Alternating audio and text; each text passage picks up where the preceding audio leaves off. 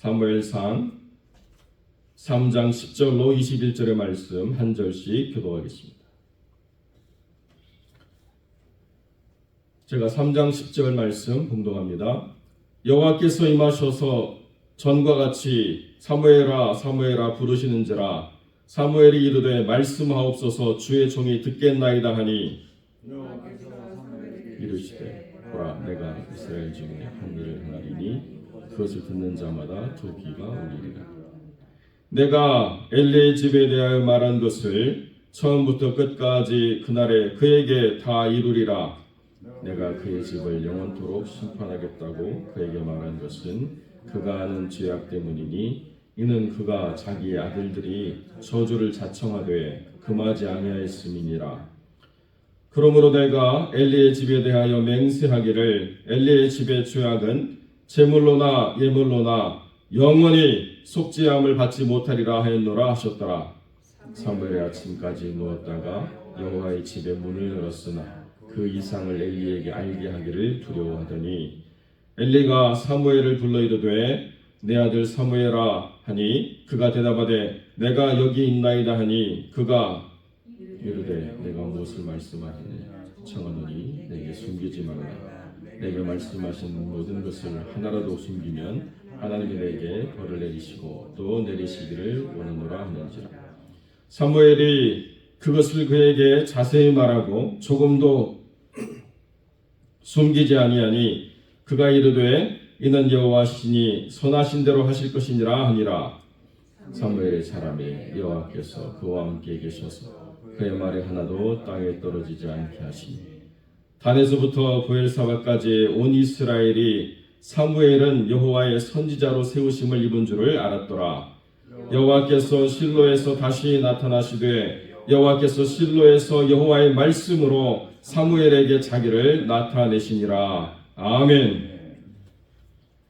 본문의 말씀을 가지고 실로에서 다시 시작하다라는 제목으로 말씀을 함께 나누겠습니다. 하나님께서 사무엘을 부르심으로 이제 사무엘이 하나님께 나아가서 하나님과 음성을 듣고 또 기도를 올리는 그러한 첫 번째 사건을 성경이 우리에게 전달하고 있습니다.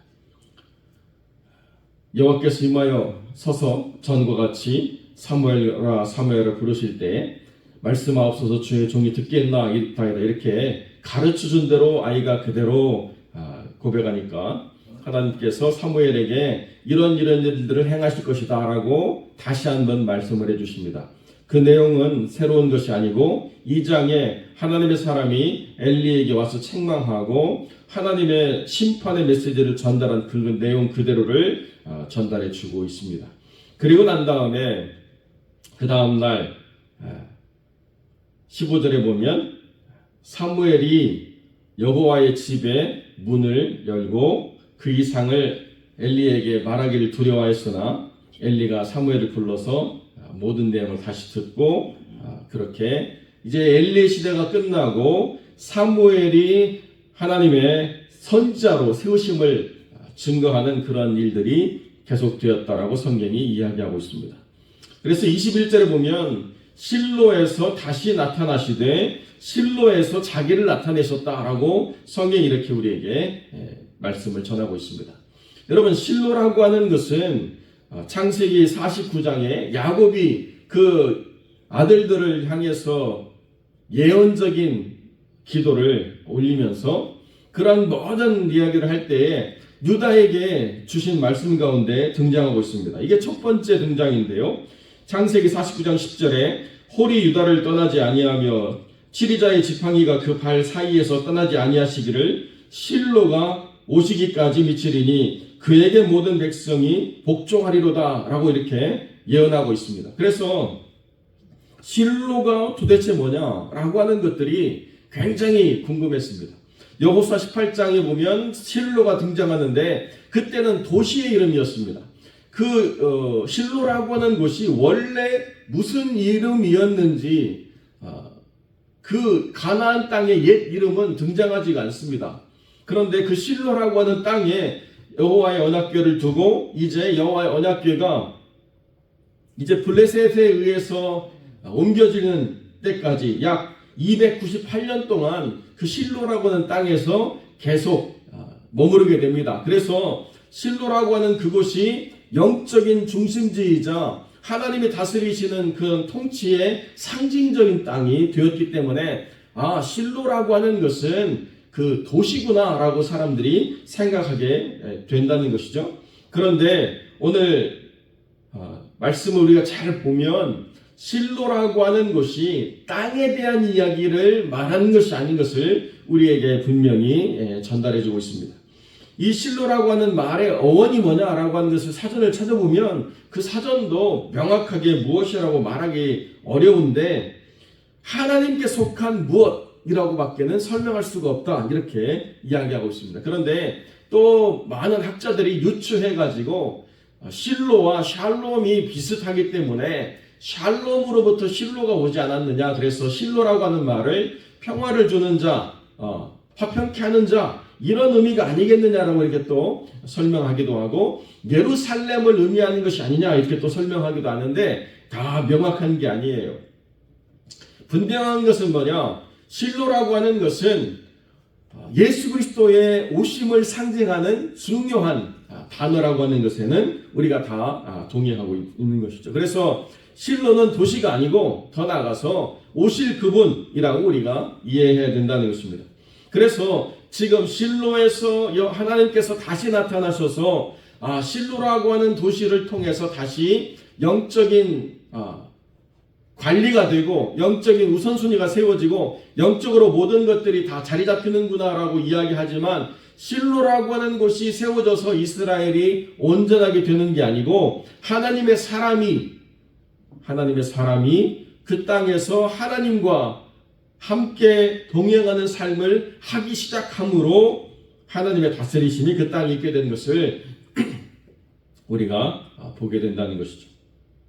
이스라엘 사람들에게 실로라고 하는 땅에 하나님의 언약궤가 있다라고 하는 것은 거의 300년 가까운 시간 속에서 계속된 것이지만은 사사기 21장에 보면 그때 베냐민 지파를 멸절할 때 그들이 그때 실로를 찾는데 왜 찾느냐? 실로에서 베냐민 지파 남자들에게 줄 짝을 납치하려고 실로를 찾는 거예요. 저기 실로라고 하는 곳에 가면 매년 여호와의 절기에 그 기쁨으로 춤추는 일들이 있는데 그때 그 여호와의 절기를 기뻐하는 그 여자들을 우리가 납치해가지고 베냐민 지파의 아내로 주자 해가지고 그때 실로라고 하는 것이 등장하지만 여러분 얼마나 영적으로 어둡습니까? 하나님의 언약궤가 있는 그 땅에서 사람을 납치해가지고 자기들의 죄악을 덮는 일들을 벌이면서도 아무런 신앙은 둘째치고 양심의 가책조차 버리지 않는 느끼지 않는 그러한 영적인 어두움에 빠진 사람들이 살고 있다는 것입니다. 그러니까 이것이 아주 오랫동안 세월이 지나가지고 한 250년 지나고 난 다음에 이루어지는 게 아니고 불과 여호수아가 죽고 난 지 수십 년 안에 이루어지고 있는 참담한 사건이라는 거죠. 그만큼 영적인 어두움은 속히 사람들을 망가뜨리게 된다는 것입니다. 선하고 아름다운 일을 만들어내려고 하면 그렇게 어려운데요. 악하고 죄된 것들을 닮아가는 것은 얼마나 쉬운지 이루 말할 수가 없다는 것입니다.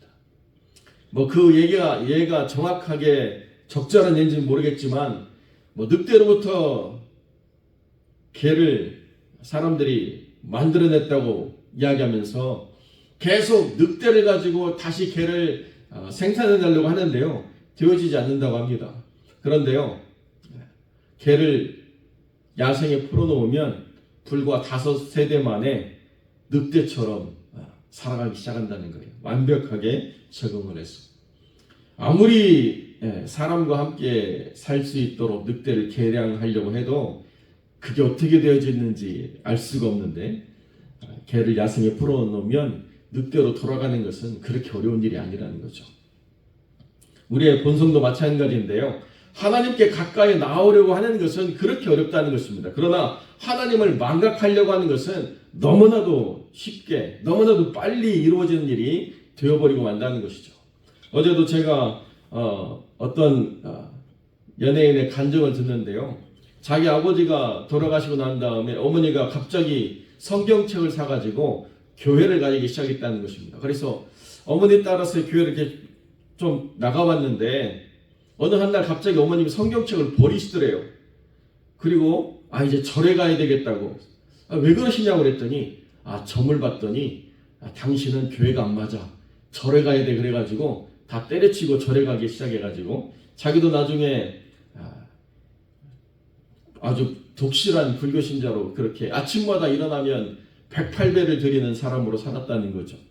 그런데 하나님이 만나주셔가지고 지금은 아침마다 108배를 드리고 하루를 시작하는 사람이 아침마다 새벽 기도를 드리기 시작해가지고 몸무게가 30kg가 빠졌대요.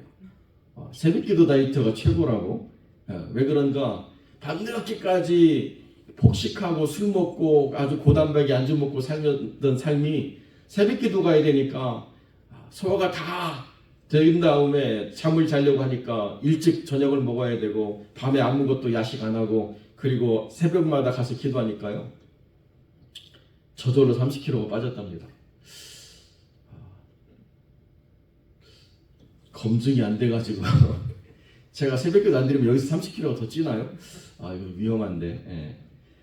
중요한 가치가 있습니다. 하나님이 아직도 그 땅에서 하나님이 원하시는 내 마음 내 뜻대로 행할 사람을 찾으실 그때가 아직까지도 기회가 있다는 때인데요. 그때 하나님께서 한나라고 한 여인에게 고난을 주심으로 그 고난의 끝자락에서 하나님을 깊이 만난 한 여인이 전적으로 하나님께 드려지는 나시린을 하나님께 세움으로 말미암아 그 여호와의 등불이 꺼지지 않을 그때에 하나님을 만나는 그리고 하나님을 통해서 하나님 역사를 전하는 참 하나님의 선지자가 세워지게 되었다. 이게 실로라고 하는 곳이 상징하는 가장 중요한 가치라는 거예요. 그리고 난 다음에 이 실로라고 하는 땅에서 사람들이 하나님을 다 모르고 살았고 엘리도 실로라고 하는 곳에서 하나님 안에서 새로워지지 않고 영적인 어둠에 빠져서 끝나버리지만 여기 사무엘이라고 하는 사람은 이 실로에서 하나님을 온전히 만나고 하나님께 붙잡게 된 삶을 한 번도 떠나지 않고 한 번도 오염되지 않고 한 번도 하나님 앞에서 망가지지 않고 끝까지 평생 하나님의 사람으로 기록되는 그러한 삶을 이 실로라고 하는 땅에서 하나님이 이끌어내셨다. 그 이후로 실로는 블레셋에 의해서 완전히 파괴돼 버리고 맙니다. 이 실로라고 하는 땅이 어떻게 되느냐? 예레미야가 계속 실로를 예로 들어요. 7장 12절로 14절에 보면 하나님이 이름을 두셨지만은 이제 패망해 버려 가지고 심판의 증거가 되는 땅이다라고 이 실로라고 하는 것을 여러 곳에서 언급하고 있다는 것입니다. 다시 실로라고 하는 곳이 역사에 등장할 수 없는 그런 완전히 망가진 땅으로 끝나버린다는 거예요. 왜? 하나님의 언약궤를 갖다가 자기 마음대로 써버린 홈리와 비느하스라고 하는 이 패악한 아들들 때문에 그냥 언약궤만 뺏긴 게 아니고 블레셋이 쳐들어와가지고 실로라고 하는 땅을 다 무너뜨렸다는 것입니다. 그래서 사무엘이 그 언약궤가 다시 이스라엘 사람들에게로 돌아왔지만 실로를 회복하지 않아요. 실로라고 하는 땅은 다시 회복되지 않습니다. 왜 그렇습니까? 실로라고 하는 곳은 오실 예수 그리스도를 상징하는 곳이기 때문에 그게 다시 회복되어질 수가 없다는 거죠. 참으로 안타깝게도 그 땅 그곳에서 여호와의 등불이 꺼지지 않으므로 300년이나 그 땅을 향해서 변함없이 하나님의 빛을 드러내던 그 땅이 하나님의 뜻대로 행하는 사람을 얼마나 오랫동안 찾고 기다렸는가를 우리가 보게 된다는 거죠. 300년을 기다려서 하나님이 하나님 마음에 편 사람을 찾았다는 것입니다. 그리고 난 다음에 여전히 하나님을 온전히 섬기지 않고 모욕하는 이들을 통해서 그 실로라고 하는 땅이 빛을 잃어버렸지만 하나님께서는 그 실로를 다시 회복하지 않으셨다는 거죠.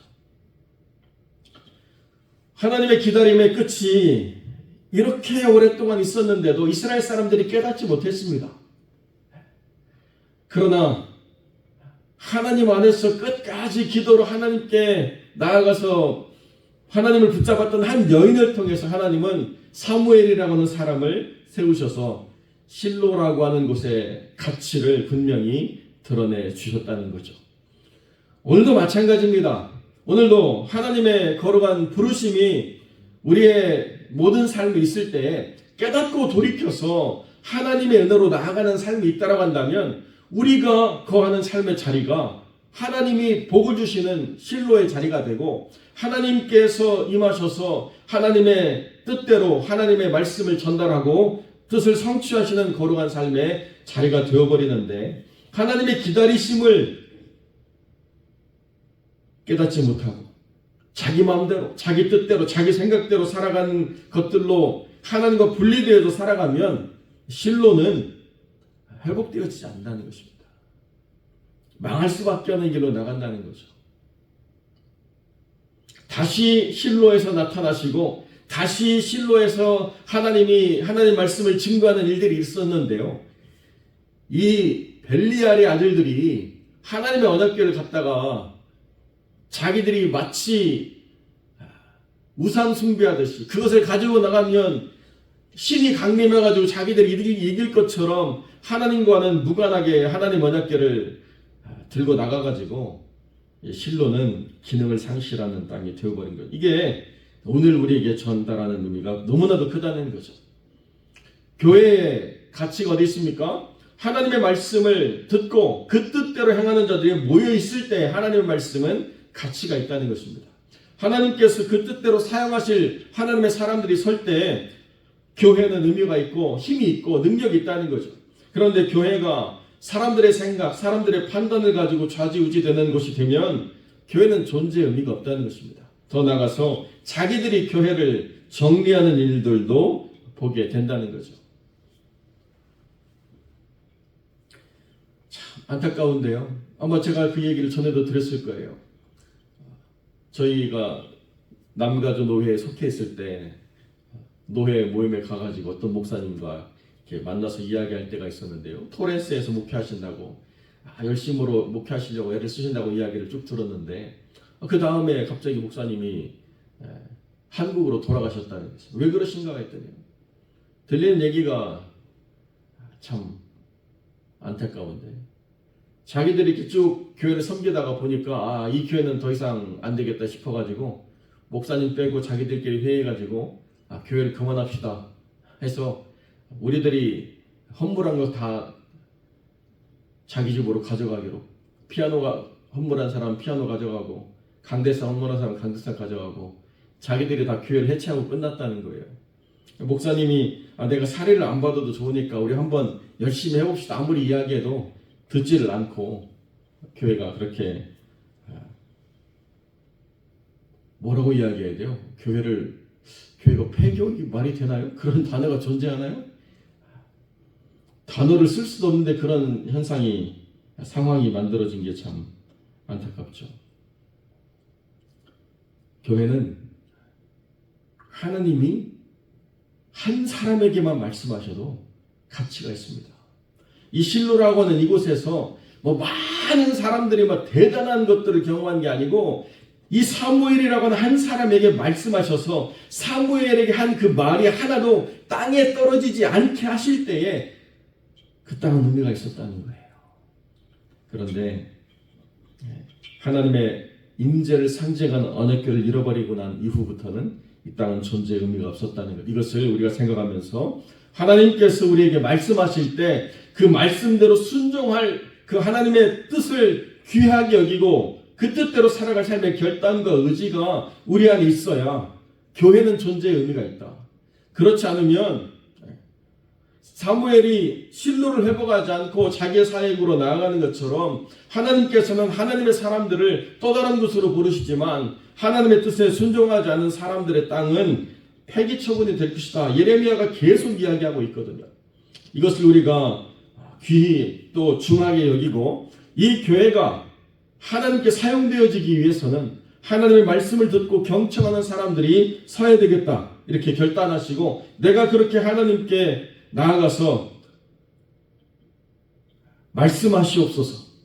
주의 종이 듣겠나이다. 이렇게 주를 만나는 귀한 영혼들이 되어주시기를 주님의 이름으로 간절히 축원드립니다. 기도하겠습니다.